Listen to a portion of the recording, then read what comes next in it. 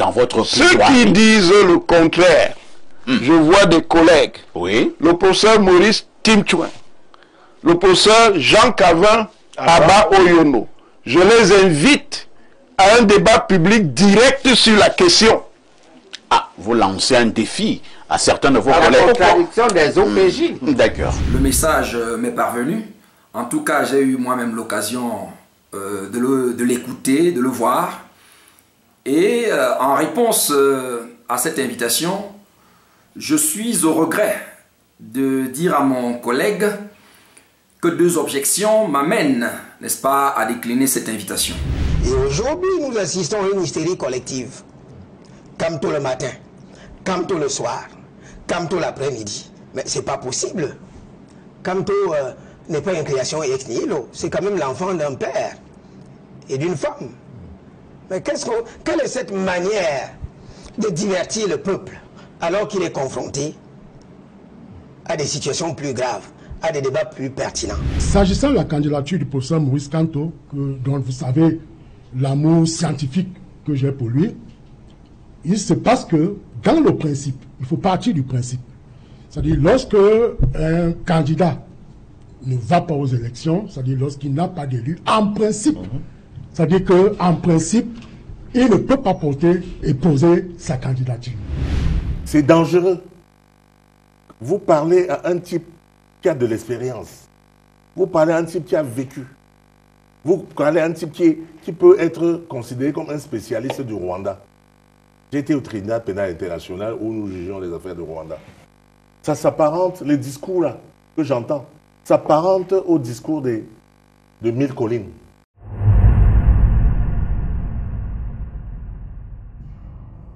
Et si c'était le plateau que personne n'avait osé imaginer, une rumeur, un frisson, une hypothèse en circulation dans les couloirs de Canada International, un débat, pas un débat comme les autres, un affrontement d'élite, 5 noms, 5 figures, 5 styles, 5 esprits affûtés, des trajectoires divergentes à un seul ring, le code électoral camerounais. Selon des informations encore non confirmées, la chaîne verte préparerait une émission spéciale, peut-être même historique, nom de code, Sciences Po et juridique, une diffusion envisagée pour ce dimanche 25 mai à 20h30, 3 heures de direct. Un choc d'idées, une bataille pour la vérité dans un pays où le droit est souvent confisqué par la politique.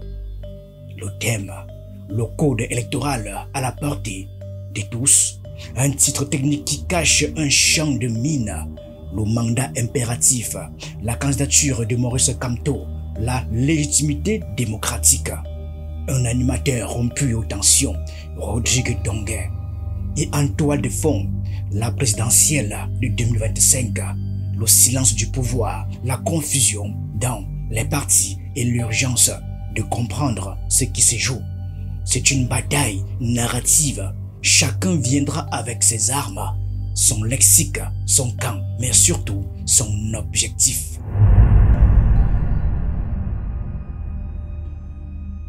Le professeur Mathias Eric Onangeni, le stratège du verbe, politologue en chef toujours prompt à lancer un défi comme on jette un gant au sol. C'est un faux débat. Et comment c'est un faux débat? Qui a été créé de manière purement artificielle. Il résulte de quoi? Il résulte des actions politiques du professeur Maurice Kamto en tant que président du MRC. Le professeur Maurice Kamto, en tant que président du MRC, a décidé que son parti boycotterait les élections législatives et municipales de février 2020.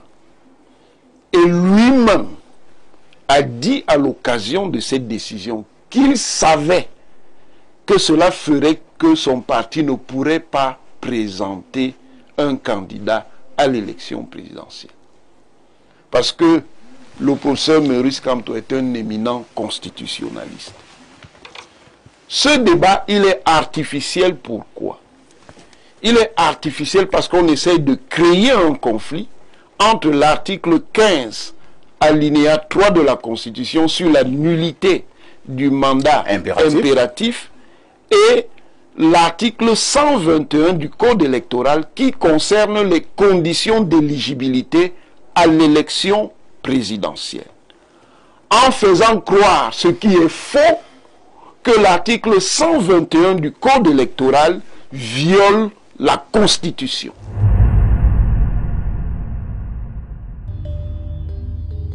En face, le très réservé professeur Moïse Timchueng, constitutionnaliste pointueux qui avait jusque-là décliné le duel, estimant que son contradicteur n'était pas juriste.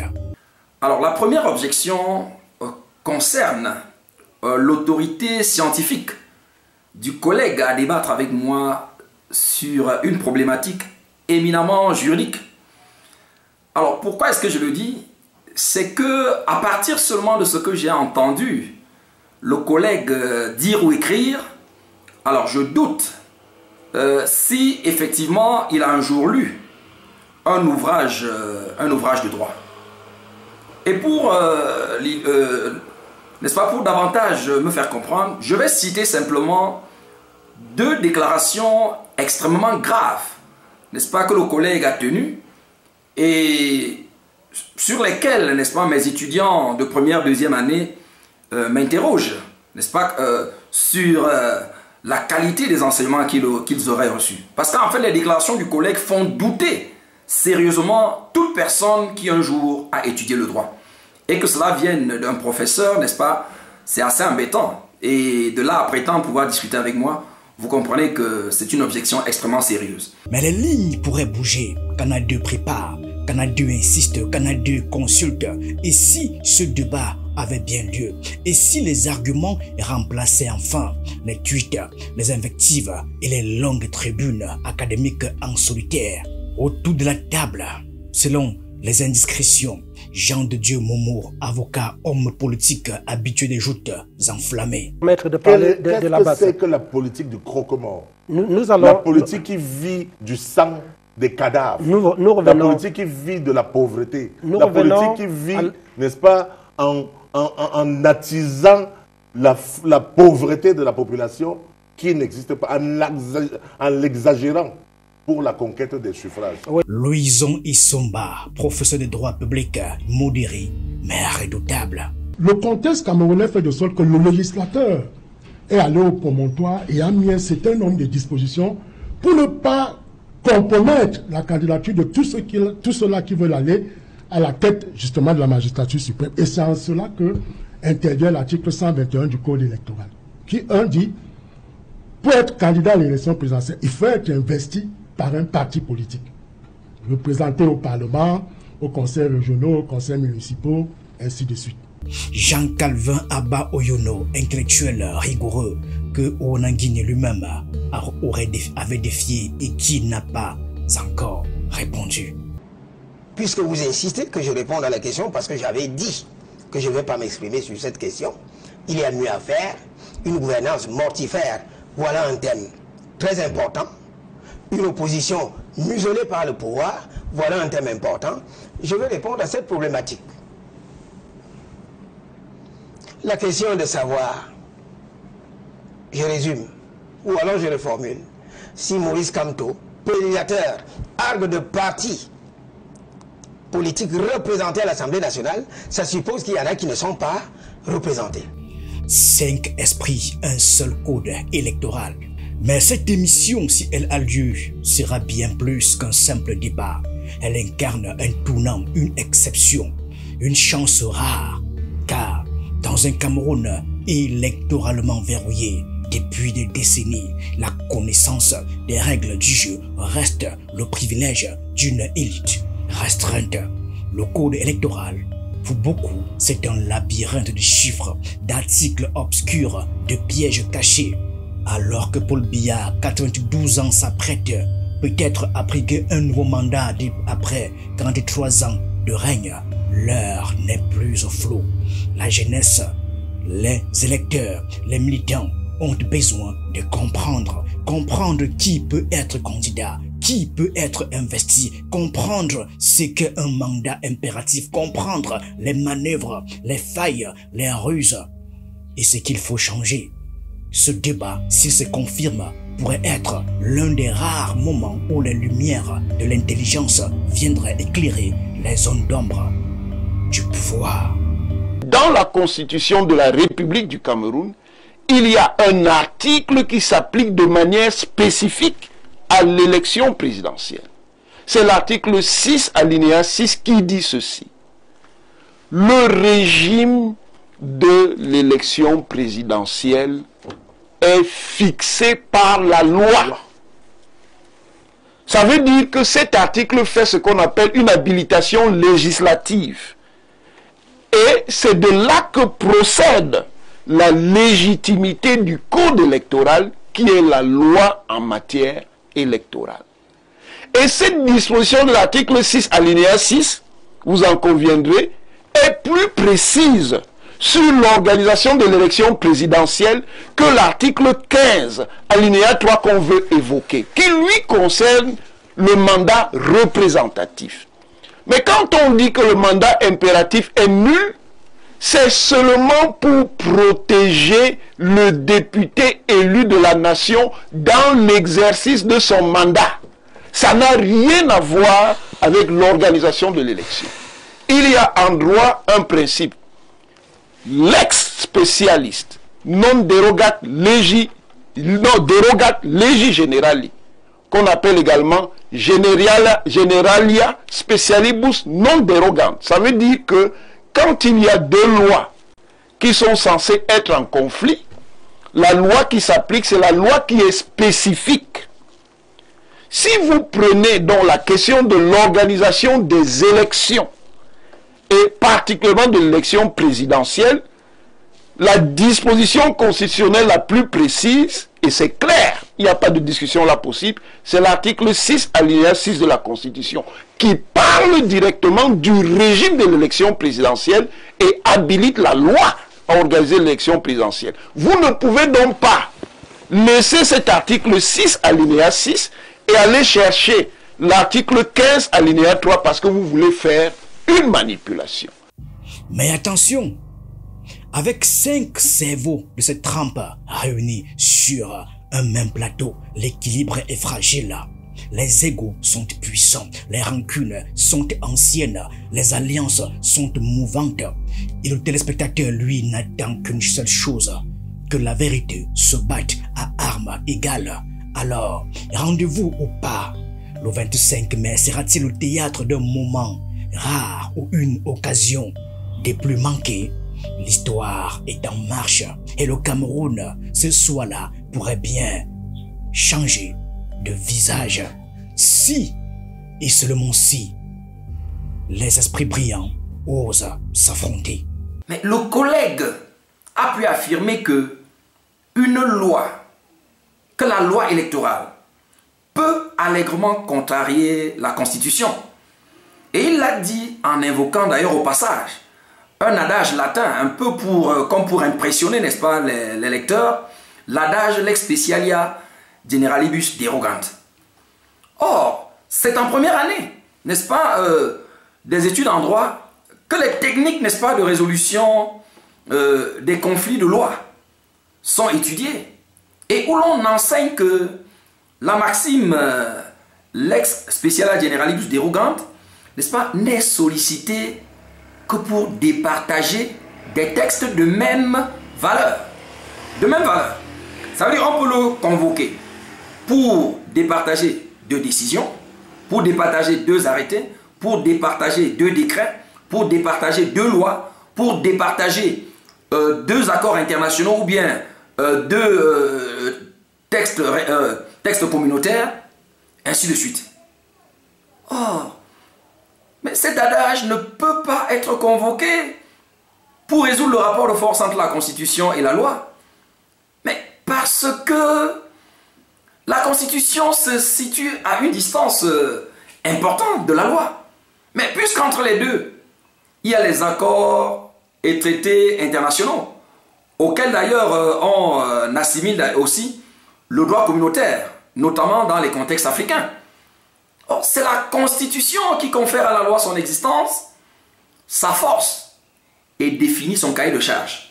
Et dans le cahier de charge que la Constitution attribue à la loi, mais la Constitution lui dit, lorsque tu devras t'occuper du domaine que je t'assigne, tiens déjà compte que j'ai fixé, n'est-ce pas, un certain nombre de choses sur lesquelles tu ne pourras pas revenir. Et c'est le cas du débat sur la représentativité d'un élu. La Constitution a déjà fixé le cadre en disant l'élu représente l'ensemble de la nation. Et si ce débat en apparence académique était en réalité le miroir inversé d'un pays en quête d'oxygène démocratique? Et si derrière les touches, les concepts juridiques et les phrases ciselées se jouait une bataille bien plus vaste, celle de la légitimité dans un système verrouillé? Il ne faut pas s'y tromper, ce n'est pas juste une joute intellectuelle, ce n'est pas qu'une question de droit constitutionnel ou de mandat impératif. Ce qui se prépare ou ne se prépare pas est un révélateur silencieux de notre époque politique, de ses fractures, de ses impostures, de ses limites. Car le Cameroun, à quelques mois d'échéance présidentielle incertaine, tremble à l'idée d'un débat libre, sérieux, contradictoire. Depuis plus de 40 ans, les mécanismes du pouvoir ne tolèrent que l'apparence du débat, pas le débat lui-même. La parole publique est encadrée, tempérée, filtrée. Les grandes chaînes télévisées au Cameroun, souvent prudentes, hésitent à offrir un plateau à des intellectuels trop libres, trop francs, trop lucides. Et pourtant, il suffirait d'un soir, un soir où l'on mettrait cartes sur table, un soir où les esprits formés dans des écoles différentes, forgés dans le feu du droit, de la politique et de la recherche, viendraient confronter leur vision. Ce serait une fissure dans le mur du silence, une faille à un souffle, un précédent. Il faut pouvoir préciser aux Camerounais que si nous restons dans le dispositif pertinent de l'article 121, la seule option possible et plausible du professeur Maurice Kanto d'être candidat, c'est d'être investi par un parti politique, représenté dans les instances d'obédience politique que nous venons de citer. Parce que si nous rentrons dans la candidature purement indépendante, c'est-à-dire où il faut réunir les 300 signatures, c'est en cela que sa candidature devient davantage plus complexe. Parce que quand nous prenons les chefs de premier degré, et vous savez que depuis 2013, ces chefs bénéficient d'une indemnité. Les chefs de troisième degré, 50 000, ceux de deuxième degré, 100 000, et ceux de premier degré, 200 000 francs. Alors on se rend compte que ça sera bien difficile pour que les chefs traditionnels lui accordent cette signature alors qu'il bénéficie d'une indemnité venant de l'État du Cameroun. Voilà la première difficulté. Au-delà, on parle des autorités consulaires, des chambres de commerce, et ainsi de suite. Et en plus de cela, les autorités des obédiences que nous avons citées est signées devant l'autorité administrative territorialement compétente. Donc, il faut pouvoir préciser ceci. Sur la base de l'article 121, en son alinéa 1, il est plausible pour le professeur Maurice Kamto de poser sa candidature. Mais maintenant, pas sous les orifices ou les oripos du MSC, mais du parti qui l'aura investi. Ça, c'est une précision de taille. Et même une autre condition, il faudra aussi qu'il démissionne du MSC, parce qu'il ne peut pas annuler l'appartenir à deux partis politiques à la fois. Voilà ce que dit l'article 15, alinéa 2 de la Constitution. Le député représente l'ensemble de la nation. Voilà ce que dit l'article 20 de la Constitution. Le Sénat représente les collectivités territoriales décentralisées. Voilà ce que dit l'article 57 de la Constitution. Le Conseil régional représente les départements et les chefferies traditionnelles. Dites-moi un peu, quelle est la disposition de la Constitution qui fixe assez clairement, ou si vous voulez dans une clarté irréprochable, que le député, le sénateur ou alors les autres élus locaux représentent leur parti politique. Le problème est le suivant. Alors que le constituant postule de la représentation nationale, la loi, elle, parle de la représentation partisane. Vous convenez avec moi qu'il y a contrariété entre la Constitution et la loi. Voilà le nœud du problème. Car dans ce pays où les investitures ressemblent parfois à des rites tribaux, où les partis politiques sont confisqués par des clans et où le code électoral devient un outil d'exclusion plus qu'un vecteur de justice, un débat comme celui-là serait radicalement subversif. Pas au sens révolutionnaire, mais au sens de l'intelligence mise au service du peuple. Car la vraie réforme du code électoral ne viendra jamais d'un décret présidentiel. Elle viendrait d'un changement de regard, d'une reconquête des mots, d'une vulgarisation courageuse. Et voilà l'ironie du moment. Pour une fois, ce ne sont pas les partis politiques qui s'affrontent, ce sont les cerveaux, ceux qui décortiquent le pouvoir mais ne le possèdent pas. Ceux qui enseignent la République mais ne la dirigent pas. Ceux qui savent que la démocratie n'est pas une affaire de slogan mais de règles du jeu. Quand la loi est claire, on ne l'interprète pas. On l'applique. L'article 121 est clair. Si vous n'avez pas de représentant, au moins un, dans un conseil municipal, ou alors dans un conseil régional, ou à l'Assemblée nationale, ou au Sénat en tant que parti, vous ne pouvez pas investir un candidat.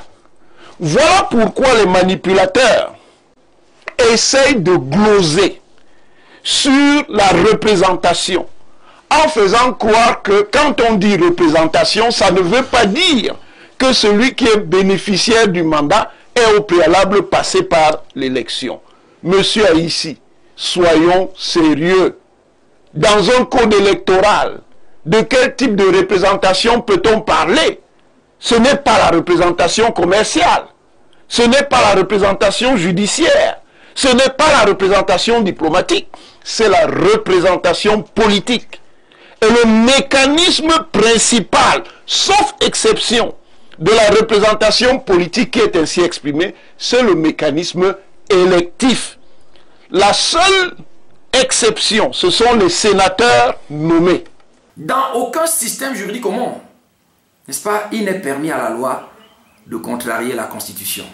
Je n'ai pas besoin de lancer ce défi-là aux collègues, mais je crois que tous ceux qui ont étudié le droit comprennent très bien de quoi je parle. Et donc, ce premier exemple montre que, vous voyez, la capacité du collègue à discuter avec moi du droit est très discutable.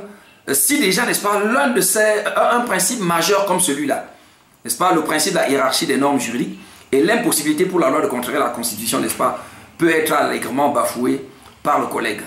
Les étudiants qui ont fait le droit dans les lycées techniques, au cycle de capacité, ou même en première année, comprennent bien de quoi je parle. Mais alors, pourquoi ce débat fait-il peur? Pourquoi n'est-il toujours pas confirmé? Pourquoi faut-il envisager, préparer et espérer quand il suffirait de dire « on y va » ? Parce que ce pays a peur de la clarté. Parce que quand 5 cerveaux s'assoient autour d'un code électoral, chacun sait que le décor peut s'effondrer. Ce n'est pas un débat qui se joue. C'est un duel symbolique entre la République rêvée et la République réelle. Et si ce débat a lieu, ce ne serait pas une simple émission. Ce sera un acte politique, même sans politique. Ce sera une forme d'élection sans vote, une tentative de réécrire les règles sans être au pouvoir. Et si ce débat n'a pas lieu, alors il restera dans la mémoire comme le débat qui aurait pu faire basculer les consciences quoi qu'il arrive. Le 25 mai est déjà une date, pas encore historique mais potentiellement décisive. 2025, une élection se prépare, ou plutôt un moment historique dans la vie du pays, car ce n'est pas une présidentielle comme les autres, c'est la présidentielle de l'inconnu, celle où le silence du chef pèse plus lourd que tous les discours, celle où le système doit se perpétuer sans son créateur. Le Cameroun entre dans une phase de transition sans l'admettre. On parle de candidats, on parle de coalition, on parle de pacte d'alternance. Mais le vrai combat ne se joue pas entre les partis. Il se joue dans le texte, dans la procédure, dans le code. Qui peut être candidat? Qui investit qui? Comment devient-on président dans un pays où les règles sont opaques et les arbitres muets? C'est là que le débat du 25 mai, s'il a lieu, devient une arme de dissuasion massive. Pas pour prendre le pouvoir, mais pour le regarder en face, le questionner, le déconstruire point par point. Parce que dans chaque article du code électoral se cache un verrou ou une trappe, un moyen d'exclure sans dire non, un moyen de choisir sans voter, un moyen de gagner sans convaincre. Alors, oui, si ce débat a lieu, ce sera l'ouverture d'un chantier national. Un chantier intellectuel, juridique, démocratique. Ce ne sera pas la révolution, ce ne sera pas la chute d'un régime, mais ce sera la première fois qu'on prendrait le pouvoir à la racine, dans la loi. Parce que ce pays mérite mieux que des slogans, mieux que des conflits de réseau, mieux que des investitures improvisées dans des salons fermés. Ce pays mérite un débat d'intelligence, un débat qui dit aux jeunes: voilà comment on devient président, voilà comment on défend sa voix, voilà comment la République fonctionne. Peut-être que ce débat n'aura jamais lieu. Peut-être qu'il sera censuré, saboté, effacé, ou peut-être que ce sera le début de quelque chose. Une étincelle, une mémoire, un précédent. Un soir où le Cameroun aura vu, même pour 3 heures, à quoi pourrait ressembler un pays gouverné par la clarté. Merci à tous.